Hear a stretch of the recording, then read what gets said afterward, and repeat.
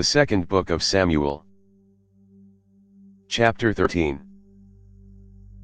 After this, Absalom the son of David had a beautiful sister, whose name was Tamar, and Amnon the son of David loved her. Amnon was so troubled that he became sick because of his sister Tamar, for she was a virgin, and it seemed hard to Amnon to do anything to her. But Amnon had a friend, whose name was Jonadab, the son of Shimeah, David's brother, and Jonadab was a very subtle man. He said to him, "Why, son of the king, are you so sad from day to day? Won't you tell me?" Amnon said to him, "I love Tamar, my brother Absalom's sister." Jonadab said to him, "Lay down on your bed, and pretend to be sick. When your father comes to see you, tell him, 'Please let my sister Tamar come and give me bread to eat, and prepare the food in my sight, that I may see it, and eat it from her hand.'" So Amnon lay down and faked being sick. When the king came to see him, Amnon said to the king, "Please let my sister Tamar come, and make me a couple of cakes in my sight, that I may eat from her hand." Then David sent home to Tamar, saying, "Go now to your brother Amnon's house, and prepare food for him." So Tamar went to her brother Amnon's house, and he was lying down. She took dough, and kneaded it, made cakes in his sight, and baked the cakes. She took the pan, and poured them out before him, but he refused to eat. Amnon said, "Have all men leave me." Then every man went out from him.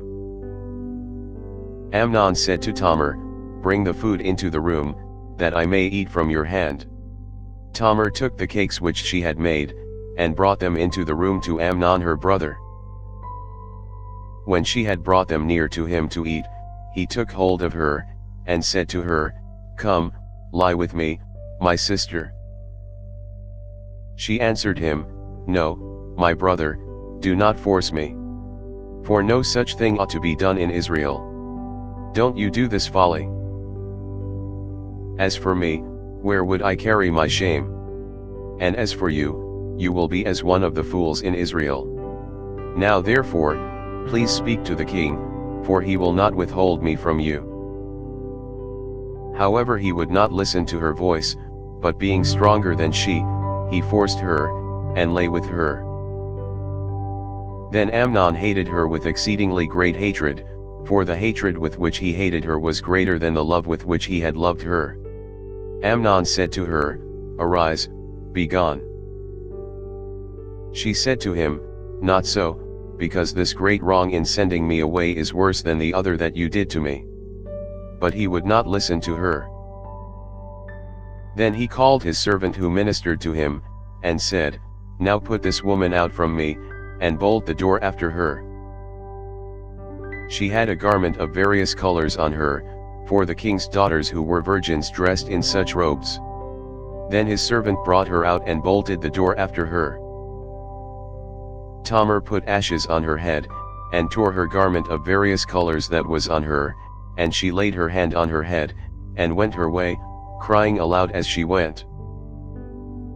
Absalom her brother said to her, "Has Amnon your brother been with you? But now hold your peace, my sister. He is your brother. Don't take this thing to heart." So Tamar remained desolate in her brother Absalom's house. But when King David heard of all these things, he was very angry. Absalom spoke to Amnon neither good nor bad, for Absalom hated Amnon, because he had forced his sister Tamar.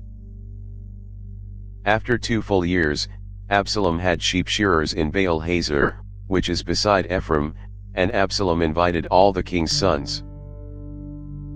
Absalom came to the king, and said, "See now, your servant has sheep shearers.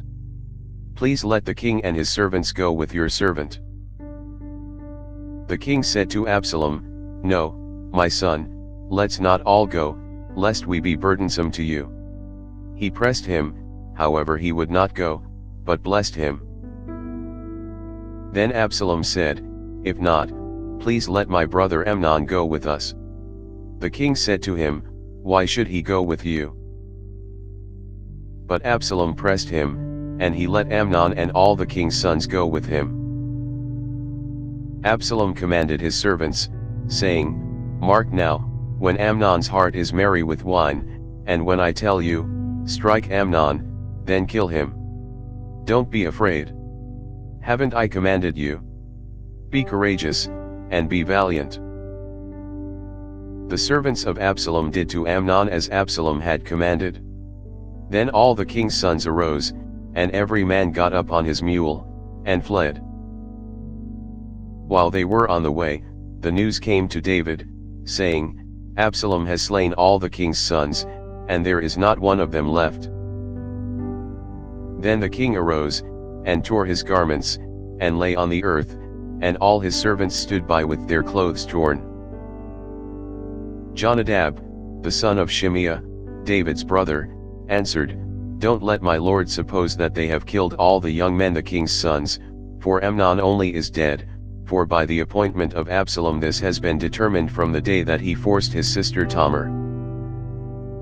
Now therefore don't let my lord the king take the thing to his heart, to think that all the king's sons are dead, for only Amnon is dead." But Absalom fled. The young man who kept the watch lifted up his eyes, and looked, and behold, many people were coming by way of the hillside behind him. Jonadab said to the king, "Behold, the king's sons are coming.